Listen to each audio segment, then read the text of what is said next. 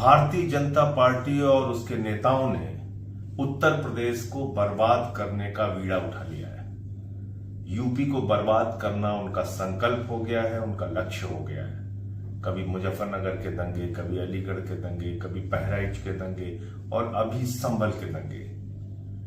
BJP आपको ना तो रोजगार दे सकती है, ना महंगाई से राहत और ना ही आपके बच्चों के लिए स्कूल और अस्पताल बना सकती है। वो सिर्फ दंगे दे सकती है, झगड़े दे सकती है, फसाद दे सकती है।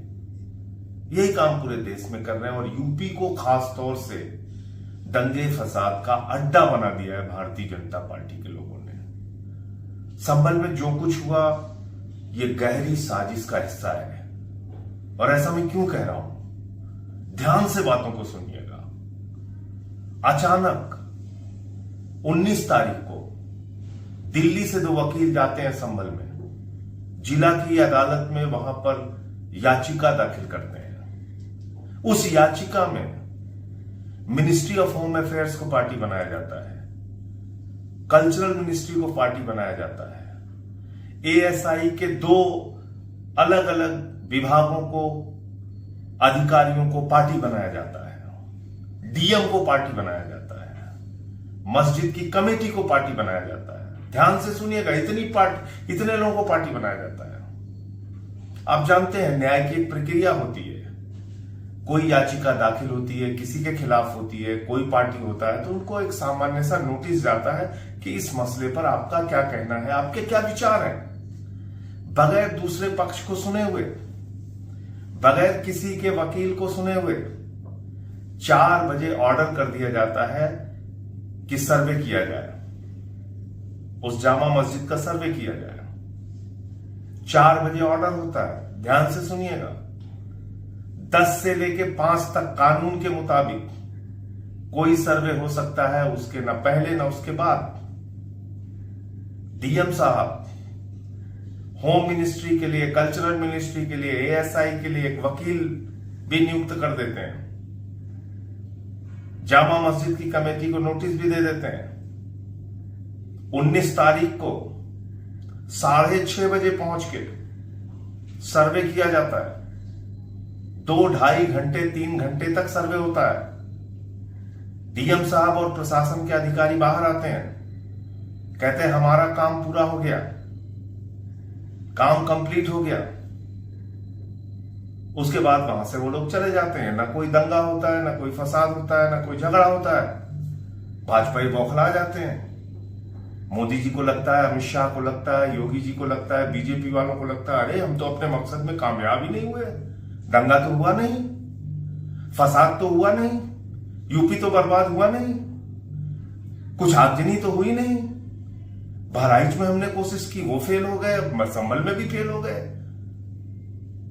तो इन्होंने एक नया नाटक किया।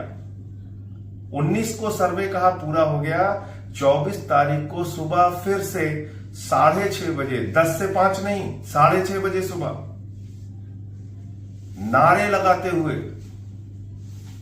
सर्वे कराने के लिए प्रशासन पहुंचता है और उसके बाद वहां माहौल बिगड़ता है। जब मस्जिद के हौद से पानी निकाला जाता है, माहौल बिगड़ता है। पुलिस वहां पे लाठियां चलाती है, गोली चलाती है, पथराव भी होता है दोनों तरफ से और 5 लोगों की जान चली जाती है। ये कैसे हुआ, मैं पूछना चाहता हूं। अगर 19 तारीख को सर्वे पूरा हो गया था तो 24 का सर्वे डीएम के आदेश पे कैसे हुआ? जब 19 तारीख के सर्वे के बाद अगली सुनवाई के लिए कोर्ट ने तारीख 29 की दी थी और अगर सर्वे से कोई पक्ष संतुष्ट नहीं था तो उसके बारे में दोबारा सर्वे करने का आदेश भी न्यायालय दे सकता था, तो 24 तारीख को डीएम के आदेश पे दोबारा सर्वे कैसे हुआ? क्या यह डीएम का आदेश था या बीजेपी के नेताओं का आदेश था, ऊपर बैठे हुए आकाओं का आदेश था, दंगा कराने की नीयत से यह आदेश था, फसाद कराने की नीयत से यह आदेश था? मैं यूपी के नौजवानों से कहना चाहता हूं, अपने बेरोजगार भाइयों से कहना चाहता हूं, ये भाजपा तुमको कोई भविष्य नहीं दे सकती। ये तुमको धर्म के नाम पे झगड़े करा सकती है और अपने बेटों को दुबई के शेखों के साथ हजारों करोड़ का धंधा करवाती है। कहां है जैसा का धंधा? दुबई में, कतर में, शेखों के साथ, जिसको गले लगाते हैं मोदी जी। तो मोदी जी अपने भतीजे के लिए कतर में, दुबई में धंधा का, हजारों करोड़ों के धंधे का मार्ग खुलवाते हैं और यूपी को दंगे की आग में झुकवाते हैं। डबल इंजन की सरकार, बहराइच में जो प्रयोग फेल हो गया वो संभल में पूरा करती। जिनसे संभल नहीं संभलता वो देश क्या संभालेंगे? तो इसलिए यूपी के लोगों को जगना होगा। हिंदू, मुसलमान, सिख, ईसाई, एक एक व्यक्ति को अपने प्रदेश को बर्बाद मत होने दीजिए। आइए हम सब मिलके भाईचारे के साथ, एक साथ, एकता के साथ, शांति के साथ सरकार से सवाल पूछें अपने मुद्दों पर, रोजगार पे, स्कूल पे, अस्पताल पे, किसान के सवाल पे, महंगाई के सवाल पे। इस दंगे फसाद से हमको कुछ नहीं मिलने वाला।